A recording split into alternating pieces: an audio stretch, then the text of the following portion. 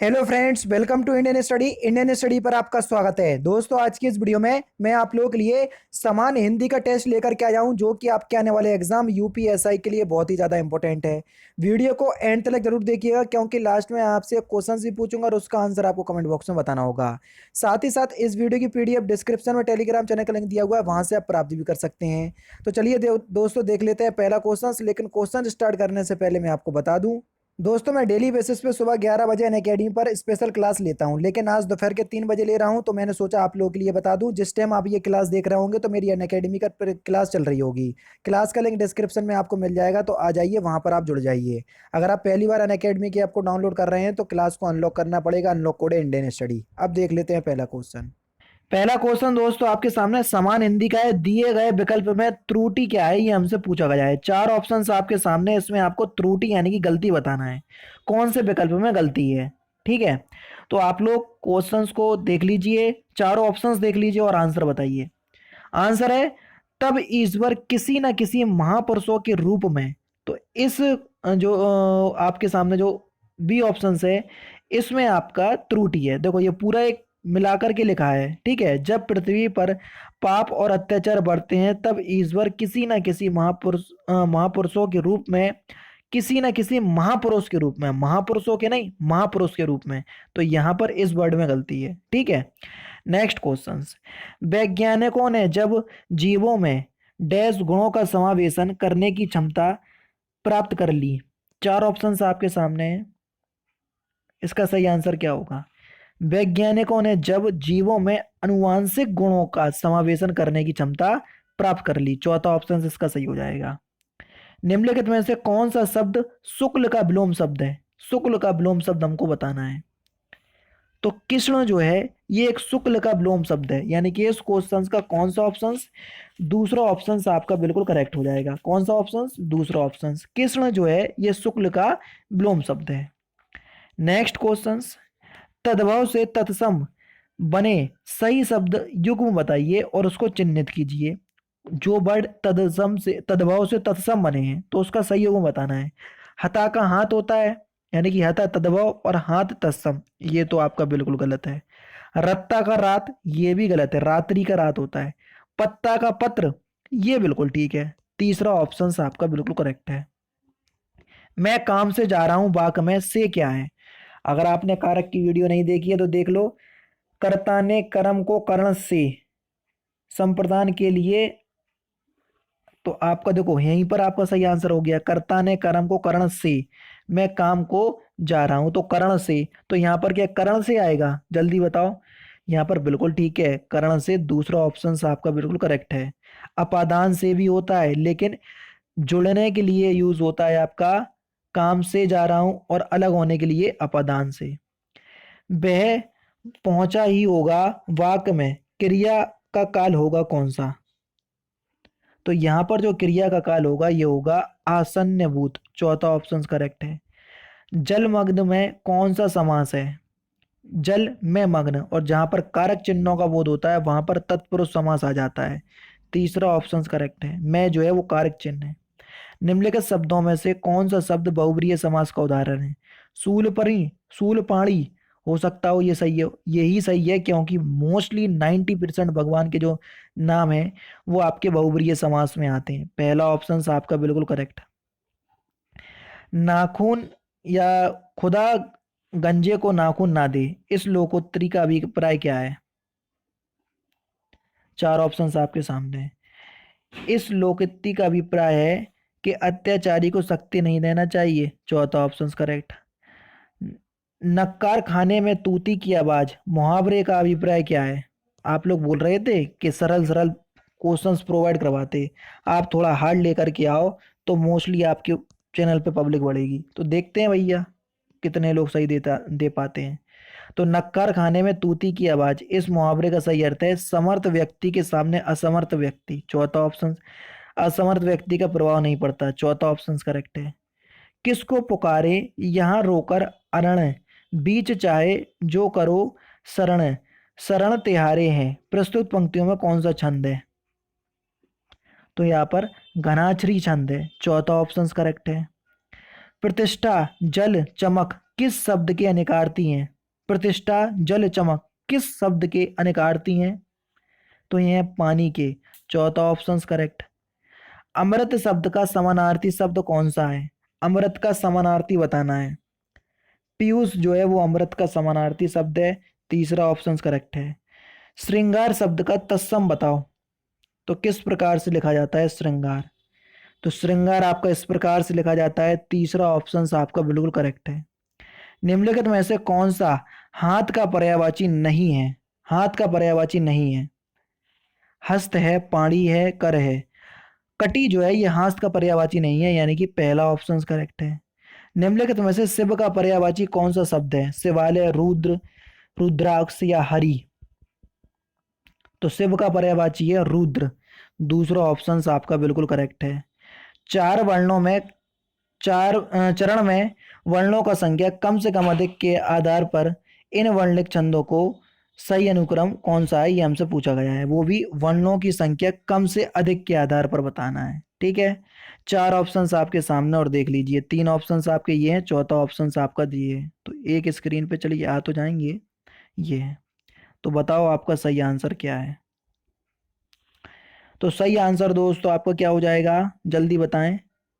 तो आपका जो सही आंसर हो जाएगा वह हो जाएगा आपका इंद्रवर्जा, बसंतलिका, मद्रकांता और शार्दुल विकृत। नेक्स्ट क्वेश्चन, पूत कपूत तो धन संचय और पूत सपूत तो धन संचय। तो इसमें कौन सा अलंकार है? इंपॉर्टेंट क्वेश्चन है। पूत कपूत तो धन संचय, पूत सपूत तो धन संचय। तो इसमें जो आपका अलंकार होगा ये होगा लाटानुप्रास। दूसरा ऑप्शन करेक्ट है। साधु का विलोम शब्द हमको बताना है, तो साधु का विलोम शब्द होगा असाधु। चौथा ऑप्शन करेक्ट है। निम्नलिखित में से शुद्ध वर्तनी वाला शब्द बताएं। चार ऑप्शंस आपके सामने। सुश्रूषा किस प्रकार से लिखा जाता है? पहला ऑप्शन आपका बिल्कुल करेक्ट हो जाएगा। सुश्रूषा आपका इस प्रकार से लिखा जाता है। कौन सा वाक्य शुद्ध है, ये हमसे पूछा गया है, जल्दी बताओ। चार ऑप्शंस आपके सामने हैं। शिकारी उस पर गोली कौन सा वाक्य शुद्ध है? शिकारी उस पर गोली चलाई पर वह शेर बच निकला। शिकारी ने उस पर गोली चलाई पर वह शेर जो है बच निकला। ये जो आपका वाक्य है ये शुद्ध है, लेकिन यहाँ पर ने वर्ड लिख लीजिए। शिकारी ने उस पर गोली चलाई पर वह शेर बच निकला।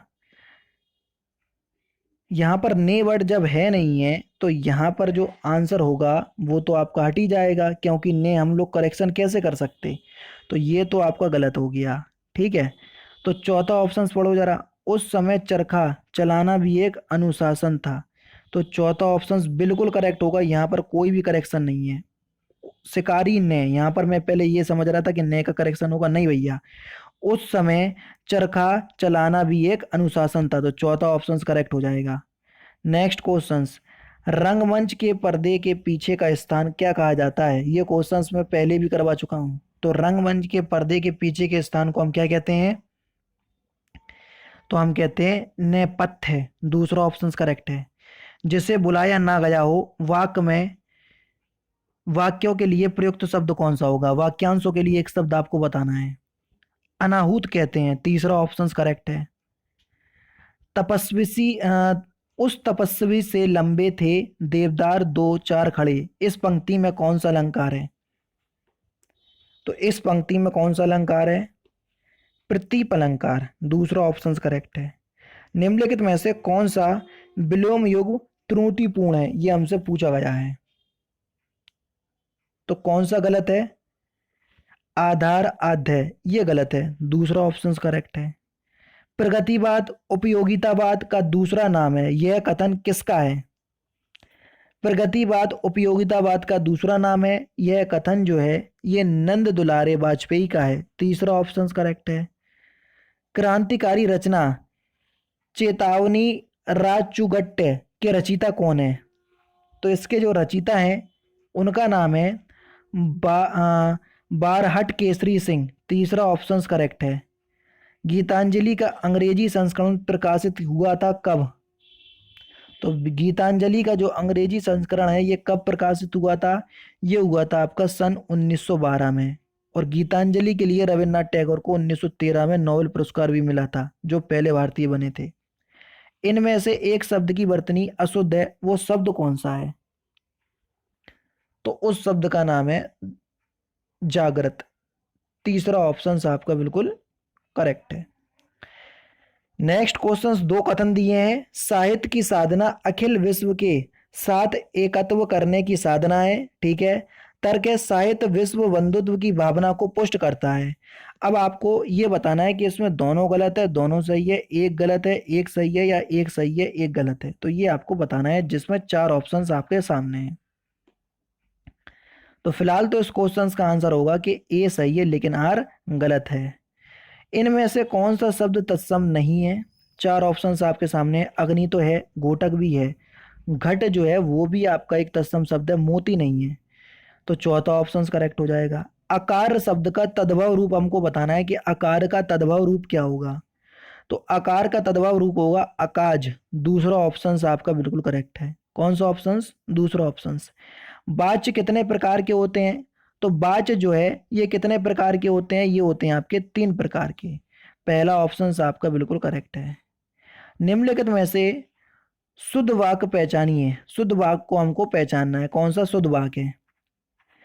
मुझे पैसों की आवश्यकता नहीं है, ये एक शुद्ध वाक्य है। चौथा ऑप्शन आपका बिल्कुल करेक्ट है। वह घर पहुंच गया। इस वाक्य में पहुंच गया निम्नलिखित में से किस क्रिया का उदाहरण है? तो ये संयुक्त क्रिया का उदाहरण है। तीसरा ऑप्शन आपका बिल्कुल करेक्ट है। भरत मुनि के रस सूत्र में निम्नलिखित में से किसका उल्लेख नहीं है, यानी कि भरत मुनि ने किस रस को रस की प्रधानता नहीं दी? तो वह है आपका शांत रस। और शांत रस का स्थायी भाव क्या होता है? कमेंट बॉक्स में बताना, ठीक है। चलिए नेक्स्ट क्वेश्चन। निम्नलिखित में से कौन सा सही नहीं है, ये हमको बताना है। चार ऑप्शंस आपके सामने हैं, देख लीजिए। ऑप्शंस थोड़े बड़े हैं तो आपके एक साथ नहीं दिख रहे होंगे, लेकिन फिर भी मैं कोशिश करता हूं। तो जल्दी बता दीजिए, इस क्वेश्चंस का जो सही आंसर हो जाएगा वह क्या हो जाएगा? नवीन चंद्र दास द्वारा लिखित नाट्य नवाब बंगाल के अकाल पर आधारित था। तीसरा ऑप्शन करेक्ट है। नेक्स्ट क्वेश्चन निर्देश। देखो ये 38 से 40 तक, यानी कि 38, 39, 40 तीन क्वेश्चंस हैं। गद्यांश को ध्यानपूर्वक पढ़िए और नीचे गए प्रश्नों का उत्तर दीजिए। पूरा गद्यांश आपके सामने मैं एक बार देखो बता दे रहा हूँ धीरे धीरे। भाषा का प्रयोग दो रूपों में किया जा सकता है। यहाँ से आपका स्टार्ट है पूरा गद्यांश, ठीक है। देखो ये पूरा गद्यांश ही चल रहा है अभी तक, ठीक है।